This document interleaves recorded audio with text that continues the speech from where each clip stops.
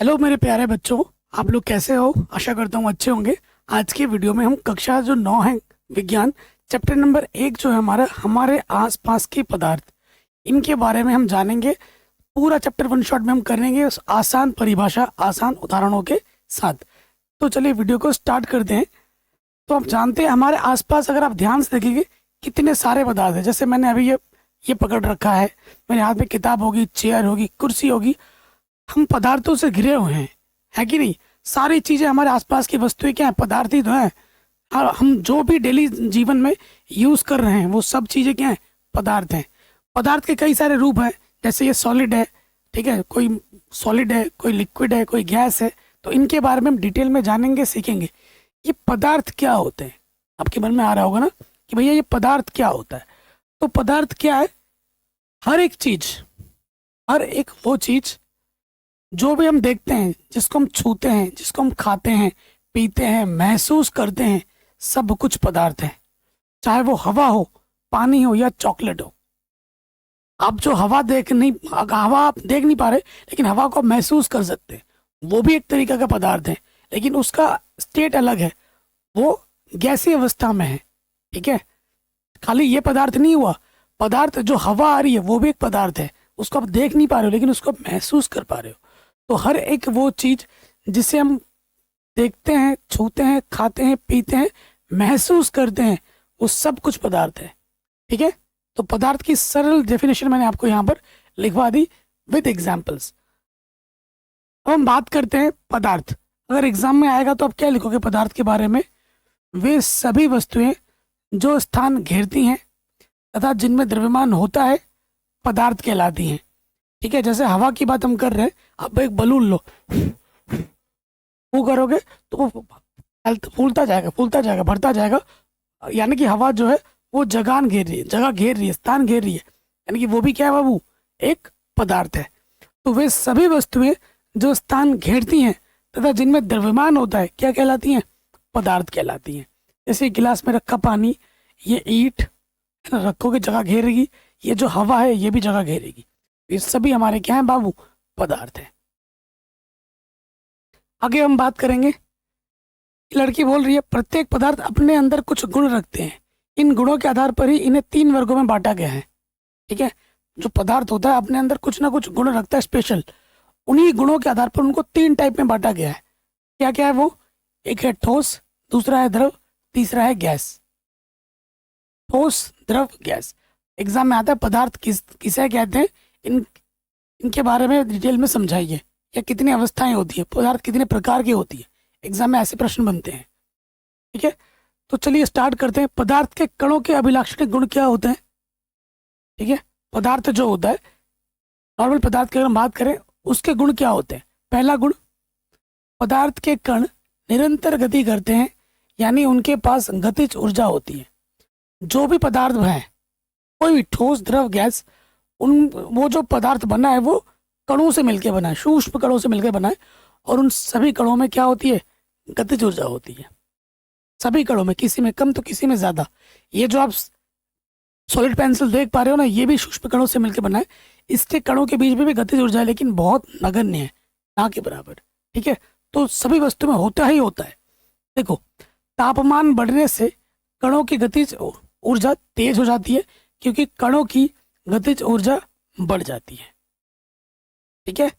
कणों की, अब जैसे ये मेरा प्लास्टिक का पेंसिल है, अगर इसको मैं गर्म गर्म कर दूं तो ये फैल जाएगा, क्योंकि कणों की गतिज ऊर्जा तेज हो गई है, ठीक है। सामान्य ताप पर ये ऐसे रहते हैं, और जैसे ही थोड़ा तापमान बढ़ा दोगे तो ये दूर दूर फैलने लगते हैं, ठीक है। देखिए, ये सामान्य ताप पर है। अभी नॉर्मल अवस्था में जैसे ही मैं इसमें टेम्परेचर बढ़ा दूंगा, ये फटाफट फटाफट इधर दूर दूर भागने लगेगा, ठीक है। तो ये इसका डेमो भी मैंने आपको दे दिया। नेक्स्ट, पदार्थ के कणों के बीच रिक्त स्थान होते हैं। जो भी पदार्थ है आपके पास, चाहे वो ठोस जैसे कि ये ईंट है, ये द्रव है, और वो गैस है, ठीक है, इनके बीच में छोटा छोटा खाली स्थान, सूक्ष्म स्थान रह जाता है। जो ठोस है उसमें बहुत कम रहता है। यहाँ पर देख पा रहे हो, ये जो काला काला दिख रहा है, ये सूक्ष्म स्थान है, रिक्त स्थान है, थोड़ा कम है। लेकिन द्रव में थोड़ा ज्यादा हो गया है। यहाँ देखिए, यहाँ देखिए, ये थोड़ा बढ़ गया है। और गैस में सबसे ज़्यादा होता है। देखो कितना कितना खाली खाली स्थान है, गैस में सबसे ज़्यादा होता है। तो पदार्थ के कणों के बीच में रिक्त स्थान होता है, ठीक है, सबसे ज़्यादा होता है गैस में, उससे कम होता है द्रव में, और सबसे कम होता है ठोस में, ठीक है। तो पदार्थ के कणों के बीच रिक्त स्थान पाए जाते हैं। पदार्थ के कण एक दूसरे को आकर्षित करते हैं। देखो जो पदार्थ के कण होते हैं ना, वो एक दूसरे को अपनी ओर क्या करते हैं, आकर्षित करते हैं। ये नल से पानी गिर रहा है और इसके ऊपर अगर हाथ रख दोगे तो आपके हाथ के ऊपर टच करेगा, आपको ऐसा थोड़ा खिंचाव महसूस होगा, या तो पीछे की तरफ या फिर आगे की तरफ, थोड़ा खिंचाव जरूर महसूस होता है, ठीक।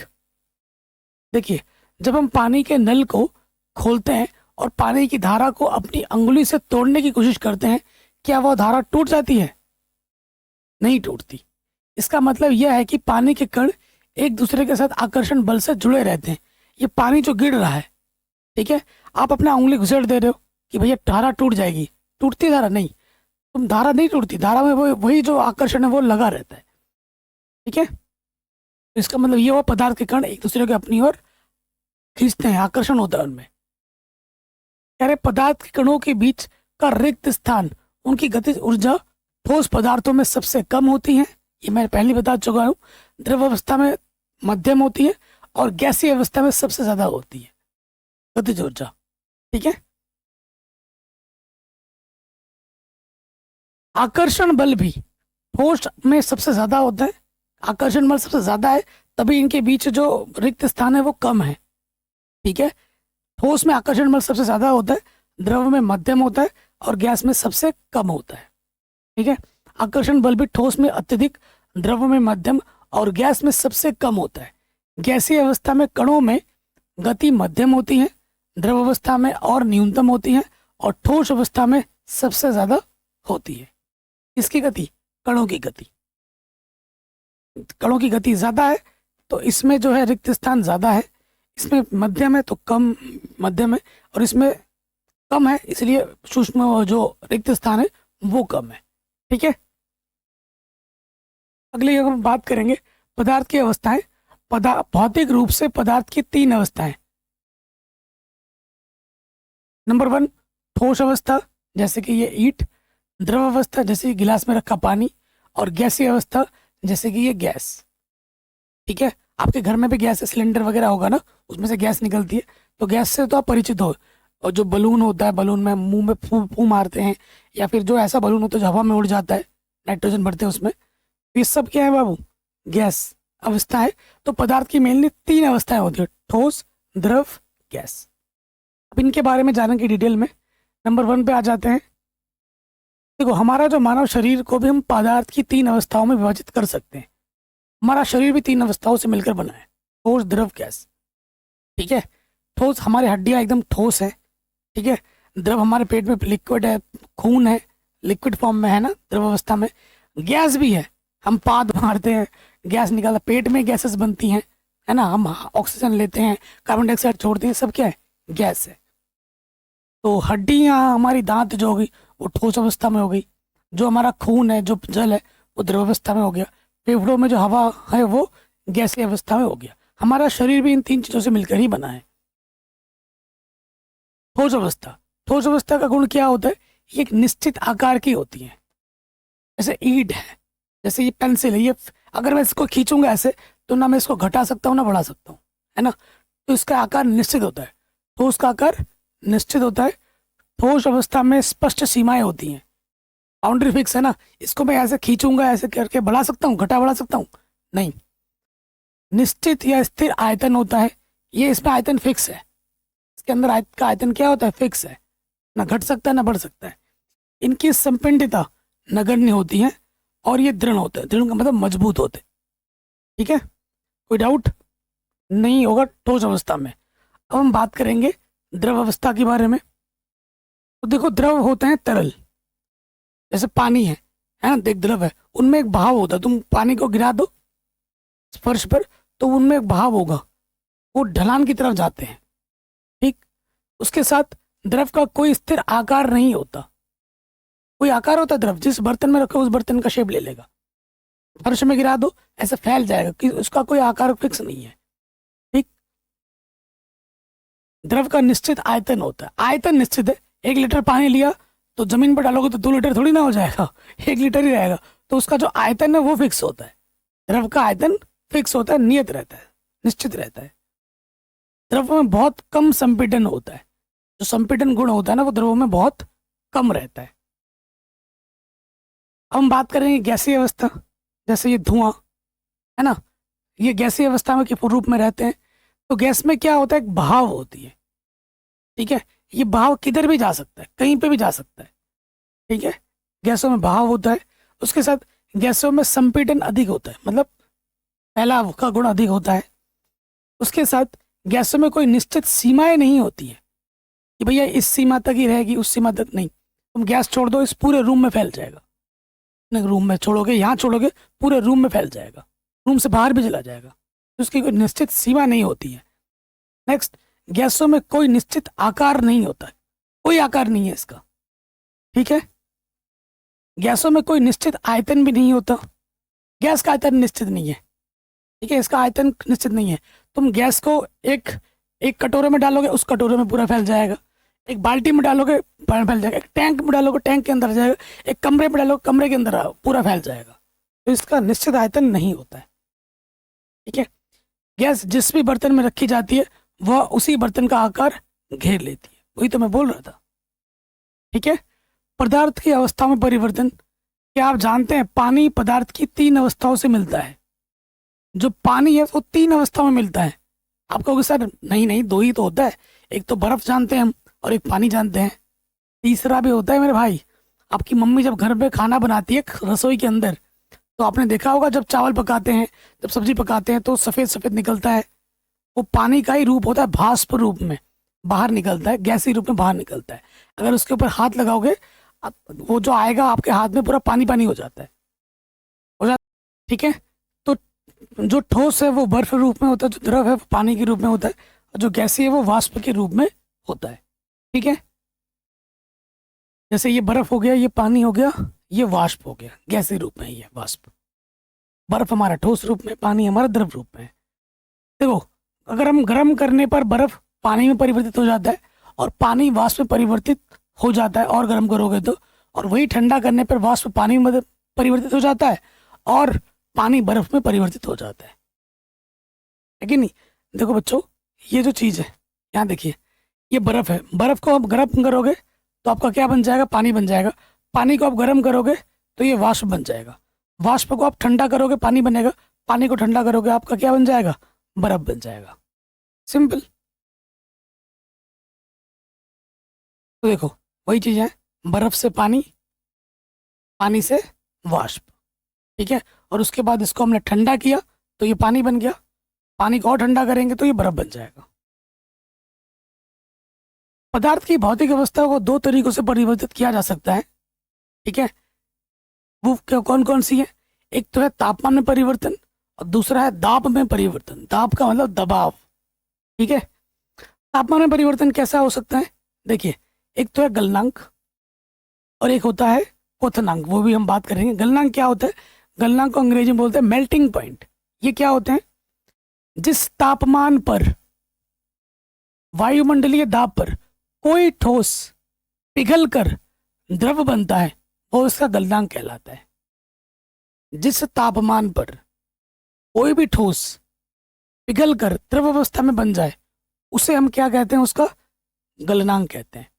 जिस तापमान पर वायुमंडलीय दाब पर कोई ठोस पिघल कर द्रव बनता है वह उसका, वो जो तापमान होता है उसका क्या कहलाता है, गलनांक कहता है, मेल्टिंग पॉइंट कहलाता है, ठीक है। जैसे बर्फ का गलनांक 273.16 केल्विन है। सुविधा के लिए हम इसे 0 डिग्री सेल्सियस अर्थात 273 केल्विन लेते हैं, ठीक है। बर्फ का जो मेल्टिंग पॉइंट है, गलनांक है, वो कितना है, वो है 0 डिग्री सेल्सियस। सेल्सियस को केल्विन में बदलने के लिए हम क्या करते हैं, 273 जोड़ते हैं। सेल्सियस को केल्विन में बदलने के लिए क्या करते हैं, 273 जोड़ते हैं। तो वैसे बर्फ का गलनांक होता है 273.16, लेकिन आम भाषा में सुविधा के लिए इसे हम बोलते हैं 273 केल्विन और इसे बोला जाता है 0 डिग्री सेल्सियस। तो ये हुआ हमारा गलनांक, ठीक है। तो ये बर्फ है बर्फ का जो गल के पानी बना, तो बर्फ का गलनांक कितना होता है? 273 केल्विन होता है। अगला टॉपिक है, बहुत इंपॉर्टेंट एग्जाम में आ जाता है, संलग्न की गुप्त ऊष्मा क्या होती है? गुप्त मतलब छुपी हुई, गुप्त का मतलब क्या हुआ? छुपी हुई। तो वायुमंडलीय दाब पर 1 किलोग्राम ठोस को उसके गलनांक पर द्रव में बदलने के लिए, किस में बदलने के लिए? द्रव में बदलने के लिए जितनी ऊष्मीय ऊर्जा की आवश्यकता होती है, जितना ऊष्मा उसे चाहिए होता है, उसे ही क्या कहते हैं? संलग्न की गुप्त ऊष्मा कहते हैं। देखो, वायुमंडलीय दाब पर 1 किलोग्राम ठोस को उसके गलनांक पर बदलने के लिए जितनी ऊष्मा हमें चाहिए होती है, उसी ऊष्मा को हम क्या कहते हैं? संलग्न की गुप्त ऊष्मा कहते हैं, छुपी हुई ऊष्मा कहते हैं। ठीक है। अतः 0 डिग्री सेल्सियस बर्फ के कणों की तुलना में 0 डिग्री सेल्सियस पानी के कणों में अधिक ऊर्जा होती है। बर्फ से ज्यादा ऊर्जा किसमें पाई जाएगी?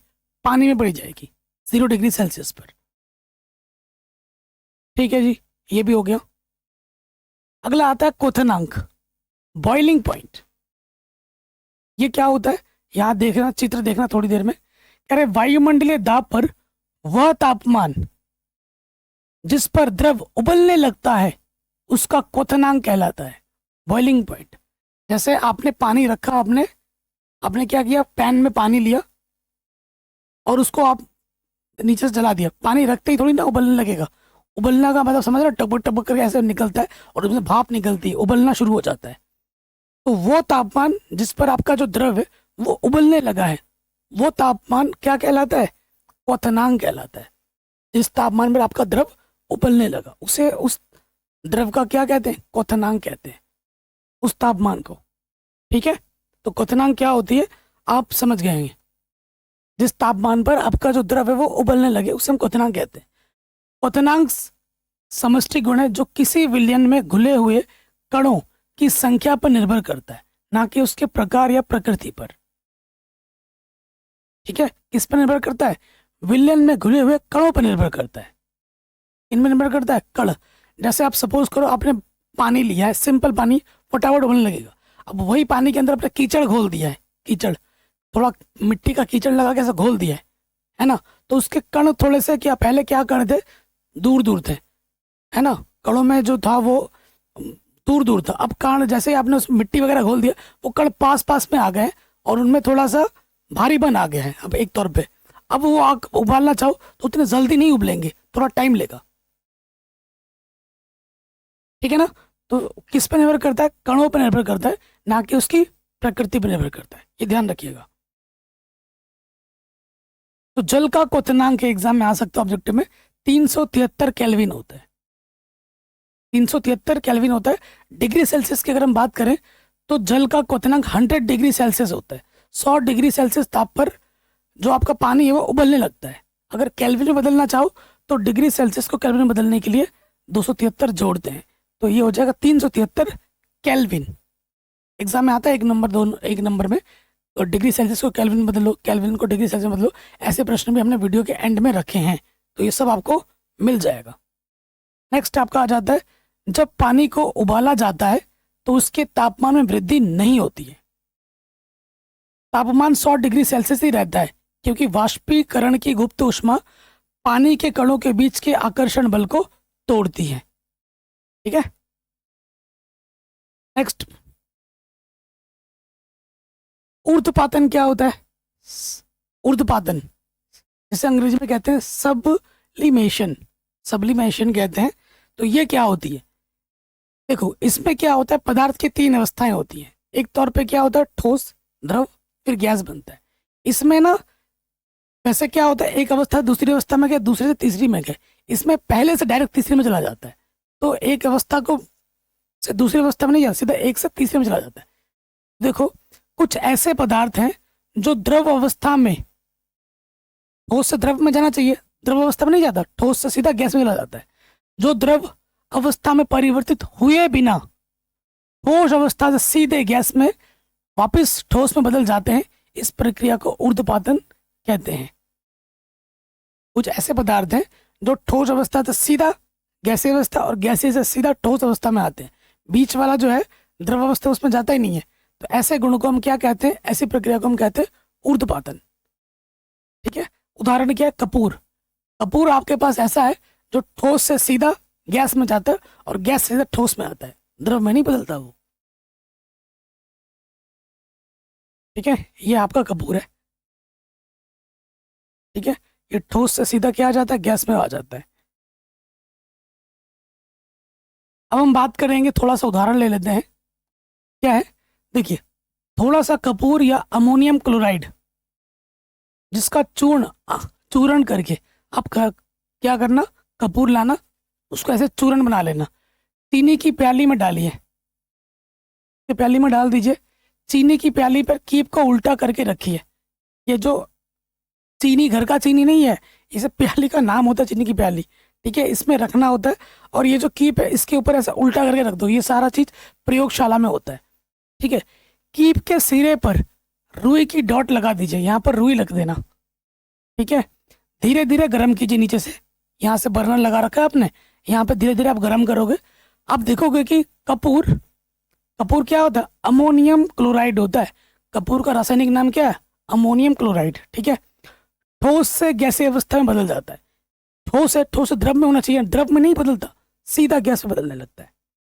कीप की भीतरी दीवारों पर वाष्प संग्रहित होते हैं। आप देखोगे, आपने यहाँ पर रुई रख दी ना, तो सारा ये जो ठोस है ना, गैस बन जाएगा, इसमें गैस भर जाएगा पूरा। तो आपको आंखों देखा मिल जाएगा। अगर आप प्रैक्टिकल करना चाहते हो तो ऐसे कर सकते हो। अब मैं आपको समझाना चाहता हूँ कि दाब परिवर्तन का क्या प्रभाव पड़ता है। दाब परिवर्तन का क्या प्रभाव पड़ता है, देखो, अगर हम, ये आपका सिलेंडर है, ठीक है, ज्यादा दाब बढ़ाने से ना गैस के कण नजदीक आ जाते हैं। दबाव अगर सिलेंडर में डालोगे तो जो गैस के कण है वो पास आ जाएंगे दबाव से ना। अगर आप दाब बढ़ा देते हो, प्रेशर बढ़ा रहे हो और तापमान आपने घटा दिया है, एक दो चीज एक साथ करो, एक तो दाब बढ़ा दिया आपने, दबाव बढ़ा दिए, और आपने क्या किया, टेम्परेचर बहुत कम कर दिया, टेम्परेचर आपने घटा दिया, तो गैस को आप किससे बदलते हुए देखोगे, द्रव रूप में बदलते हुए देखोगे। ठीक है, तो गैस जो है वो द्रव रूप में परिवर्तित हो जाएगी। ठीक है, ये देखिए, गैस आपका क्या हो जाएगा, द्रव रूप में परिवर्तित हो जाएगा। देखो, अगला जो है वाष्पीकरण टॉपिक है, इसको हम समझते हैं। वाष्पीकरण क्या होता है, आपने देखा होगा। वाष्पीकरण के लिए मैं आपको मेन बताऊं, जितनी गर्मी होगी, जितनी हवा चलेगी, जितनी धूप होगी, उतना ज्यादा वाष्पीकरण होगा, वाष्प निकलना। किसी तत्व या यौगिक का द्रव अवस्था से गैस अवस्था में परिवर्तित वाष्पीकरण कहलाता है। जैसे आप, सिंपल से उदाहरण दे रहा हूँ, आपने अपने रसोई में एक लोटा लिया, उसमें पानी लिया, उसको गर्म किया, पानी से फिर देखोगे सफेद से धुआं उड़ रहा है, तो वो क्या है, वो वाष्प है। द्रव अवस्था से गैसीय अवस्था में परिवर्तन हो रहा है, तो वो क्या है, वाष्पीकरण है। सिंपल लाइफ का, मैंने डेली लाइफ का एक उदाहरण दे दिया, आराम से समझ जाओगे। तो किसी तत्व या यौगिक का द्रव अवस्था से गैसीय अवस्था में परिवर्तन क्या कहलाता है बच्चों, वाष्पीकरण कहलाता है, वेपोराइजेशन कहलाता है। एक ऐसी सतही प्रक्रिया जिसमें द्रव पदार्थों में सतह के कण क्वथनांक से सीधे किसी भी तापमान पर वाष्प में बदलने लगते हैं, ऐसी प्रक्रिया को वाष्पीकरण कहते हैं। ठीक है, आप ये मत लिखना, वाष्पीकरण लिख दिया ना, ये यहीं तक लिखना, ये सबसे आसान डेफिनेशन है, इसके चक्कर में मत पड़ना, ये आपको कंफ्यूज कर देगा। ठीक है, वाष्पीकरण क्या होता है, जो द्रव अवस्था से गैसीय अवस्था में बदलना क्या कहलाता है, वाष्पीकरण कहलाता है।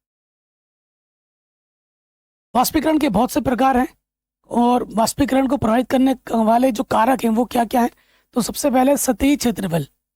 देखो, क्षेत्रफल बढ़ाने से वाष्पीकरण की दर बढ़ जाती है।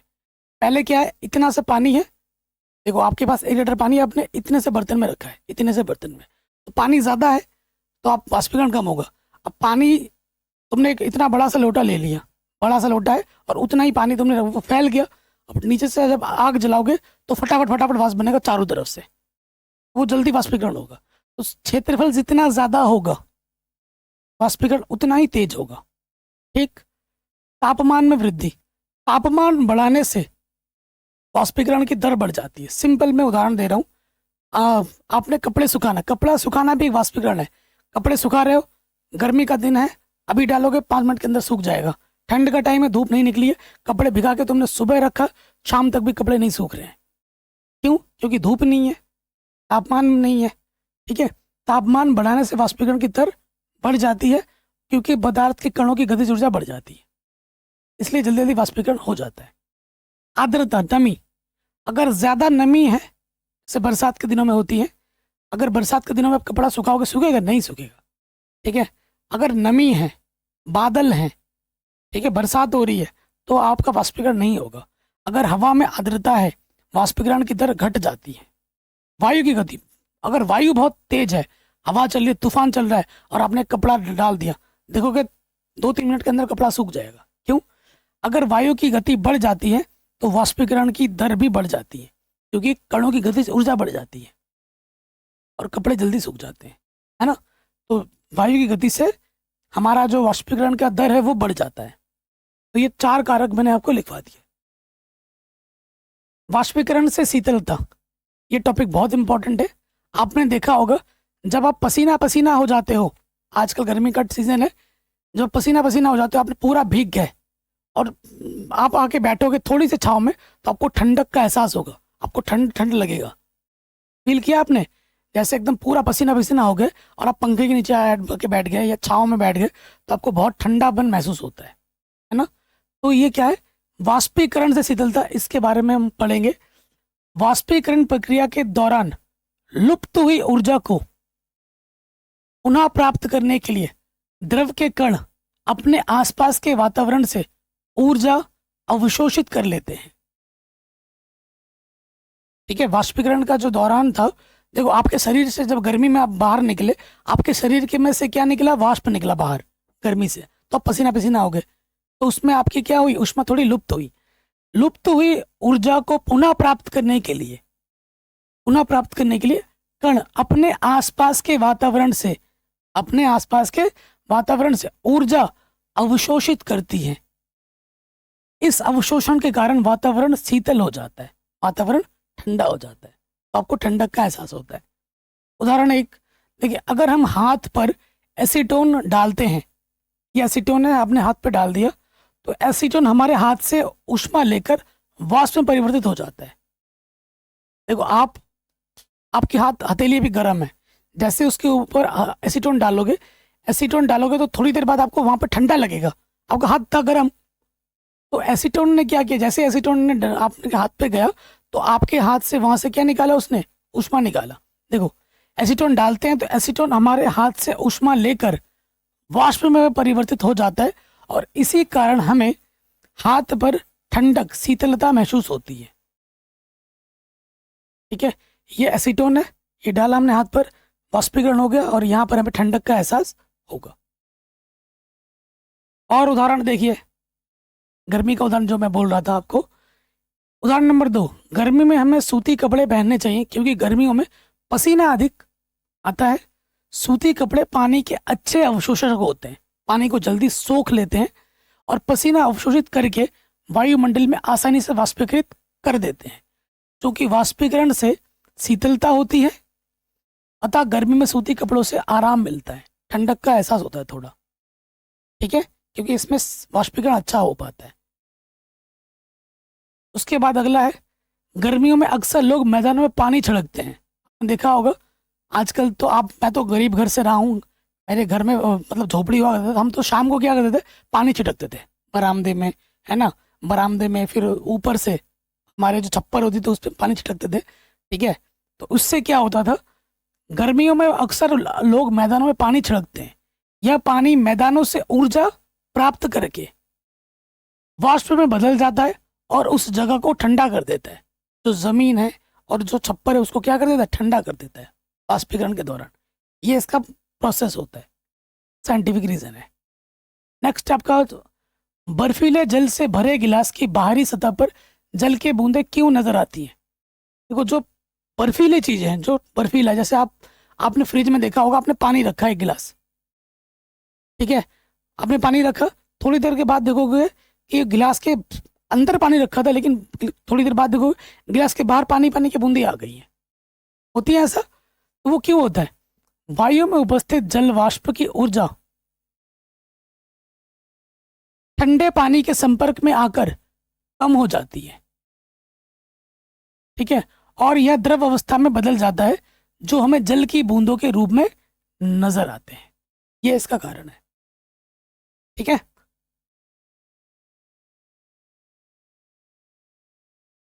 हाँ, जिसकी मैं बात कर रहा था, ये चैप्टर बहुत ही छोटा है वैसे, आपको बताइए। तापमान के दो पैमाने होते हैं, एक तो सेल्सियस है, एक है फारेनहाइट, ठीक है। तापमान के दो पैमाने हैं, डिग्री सेल्सियस से लिखते हैं और एक है फारेनहाइट, जिसको हम ऐसे लिखते हैं, एफ से, ठीक है। इसके बारे में हम पढ़ेंगे और एग्जाम में प्रश्न हर साल आता है। डिग्री सेल्सियस नंबर 1 क्या है? डिग्री सेल्सियस, जिसको हम ऐसे लिखते हैं, ठीक है। ये क्या होता है, कहाँ उपयोग होता है? भारत और अधिकतर देशों में मौसम रिपोर्ट में इसका उपयोग किया जाता है। आज का टेम्परेचर कितना है? 42, 32, 36, 46 डिग्री सेल्सियस लगाते हैं, फारेनहाइट नहीं बोला जाता है, ठीक है। हम डिग्री सेल्सियस का ज़्यादा यूज़ करते हैं। विज्ञान प्रयोगशाला में होता है, रोजमर्रा के तापमान मापने में, जैसे कि बुखार नापने में, थर्मामीटर में, ठीक है, इसी पर आधारित होता है। 0 डिग्री सेल्सियस पानी का जमने का तापमान है और 100 डिग्री सेल्सियस पानी का उबलने का तापमान है। ये ऑब्जेक्टिव में 1 नंबर में आ जाता है कि पानी जमने का तापमान कितना होता है? 0 डिग्री सेल्सियस, और उबलने का क्या होता है? 100 डिग्री सेल्सियस, क्वथनांक और गलनांक। उसके बाद हम बात करेंगे, नेक्स्ट आपका आता है फारेनहाइट। फारेनहाइट क्या होता है?